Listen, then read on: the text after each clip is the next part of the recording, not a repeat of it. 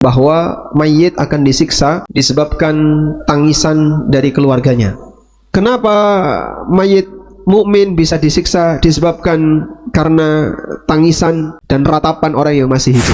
Bismillahirrahmanirrahim.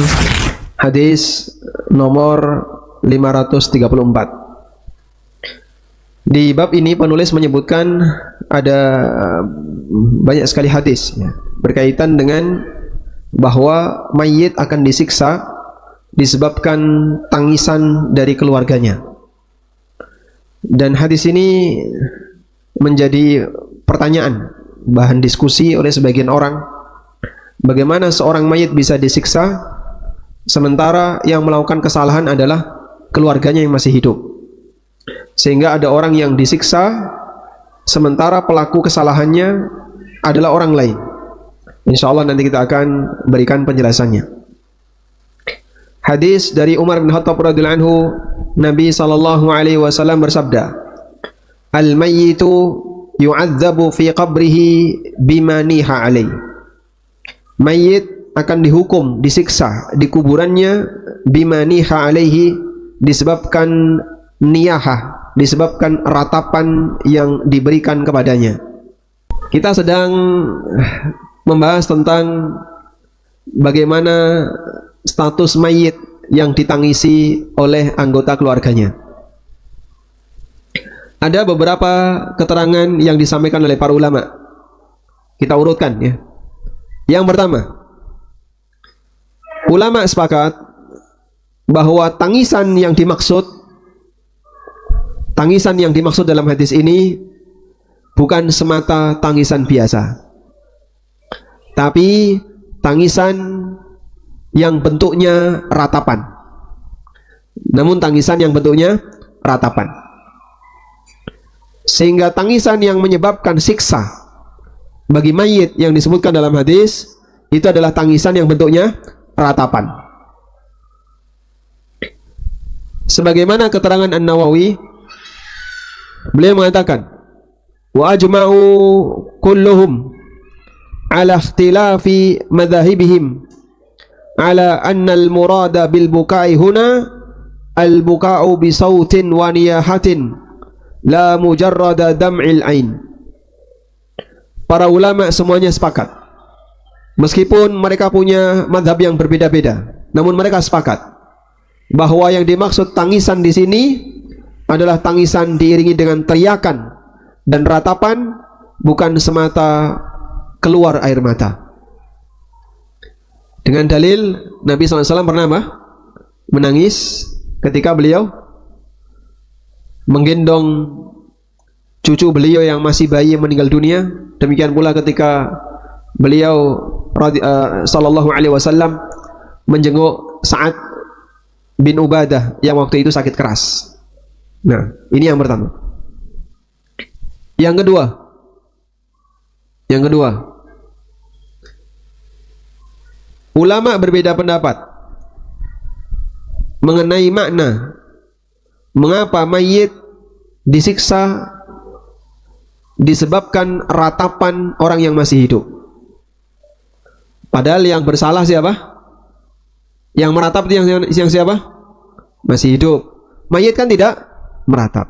Kenapa mayit disiksa disebabkan ratapan orang yang hidup, padahal yang bersalah adalah yang masih hidup? Ada beberapa pendapat dalam hal ini. Pendapat yang pertama,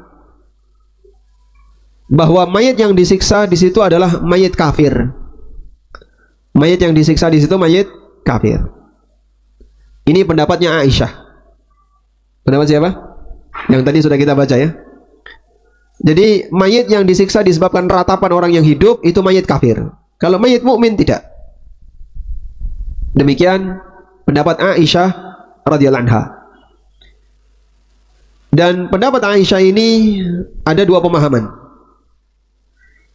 Yang pertama, bahwa ketika ada orang kafir mati, lalu keluarganya meratap, orang kafir ini di kuburan disiksa karena dia kafir. Sehingga maksudnya adalah kalian meratap tidak meratap ini disiksa. Sing pok tangisi sekarang sudah disiksa di kuburan. Itu makna yang pertama. Maka mayat disiksa disebabkan tangisan orang yang masih hidup. Maksudnya adalah ketika ada mayat kafir, dia di alam kubur disiksa. Kalian tangisi maupun tidak kalian tangisi, dia disiksa. Sebagaimana riwayat ketika beliau menyampaikan bahwa Nabi SAW melewati wanita Yahudiyah yang ditangisi oleh keluarganya. Lalu kata Aisyah, Nabi SAW mengatakan mereka menangisi wanita itu padahal wanita itu sedang disiksa di alam kuburnya.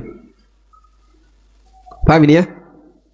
Mereka menangisi orang kafir itu padahal orang kafir itu sedang disiksa di alam kuburnya. Ini makna yang pertama. Makna yang kedua, bahwa orang kafir mendapatkan tambahan siksa disebabkan tangisan keluarganya. Sehingga kalau keluarganya nggak nangis, dia nggak disiksa, nggak ada tambahan siksa. Kalau keluarganya nggak nangis, nggak ada tambahan siksa. Dan ini zahir dari keterangan Aisyah radhiyallahu anha seperti dalam hadis nomor 536. Innallaha la yazidul kafira adzaban. Sesungguhnya Allah menambah siksaan bagi orang kafir bibukai ahli alaih disebabkan tangisan keluarganya. Baik. Sampai di sini paham insyaallah? Ini baru pendapat satu. Pendapatnya siapa? Aisyah. Jadi pendapat Aisyah dalam hal ini ada dua, bahwa yang disiksa itu adalah orang kafir. Bentuknya adalah orang kafir ditambah siksanya disebabkan tangisan keluarganya. Makna yang kedua, orang kafir ketika ditangisi oleh keluarganya, dia dalam kondisi disiksa di alam kuburnya. Ya. Artinya mau ditangisi maupun tidak ditangisi, dia tetap disiksa. Baik.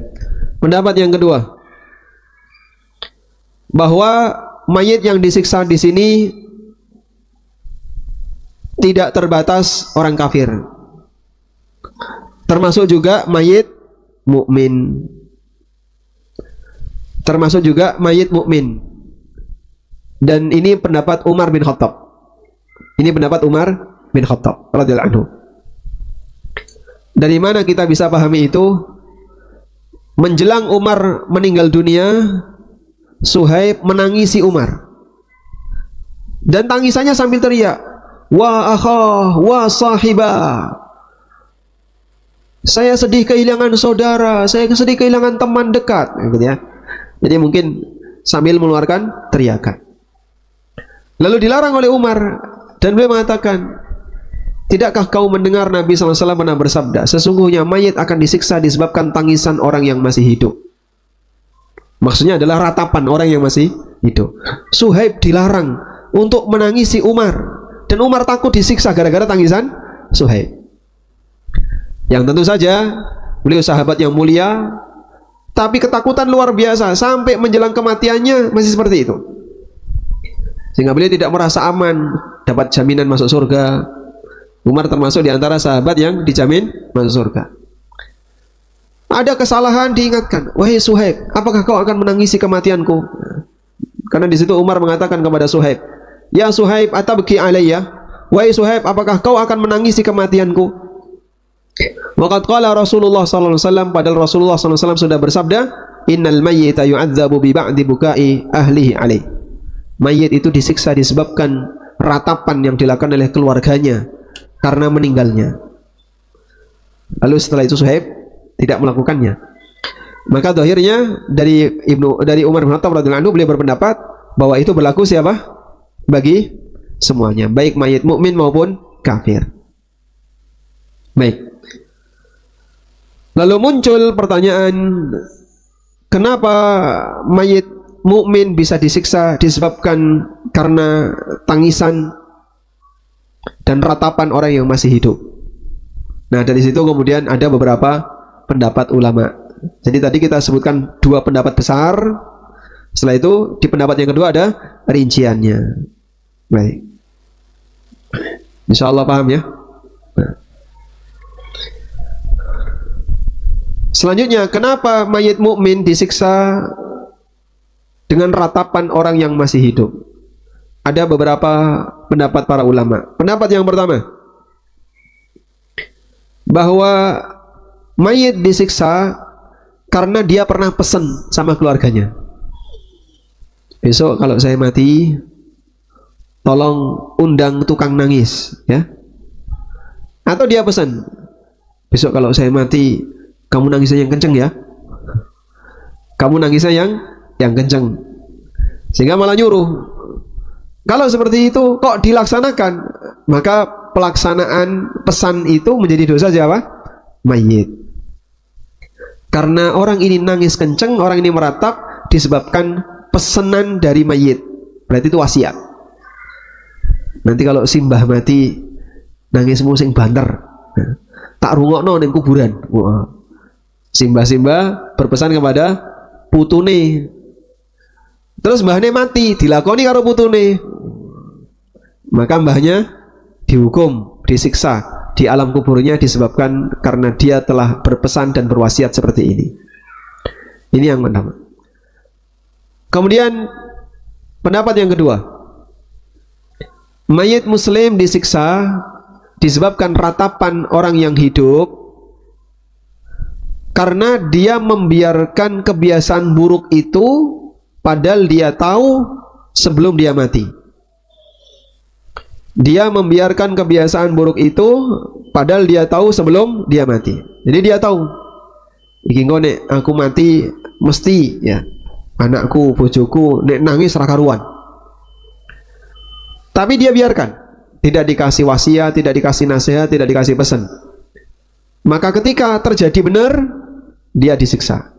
Disebabkan kelalaiannya. Kenapa kamu membiarkan keluargamu bermaksiat dan tidak ada peringatan sebelumnya? Dan ini yang lebih kuat berdasarkan keterangan dari para sahabat.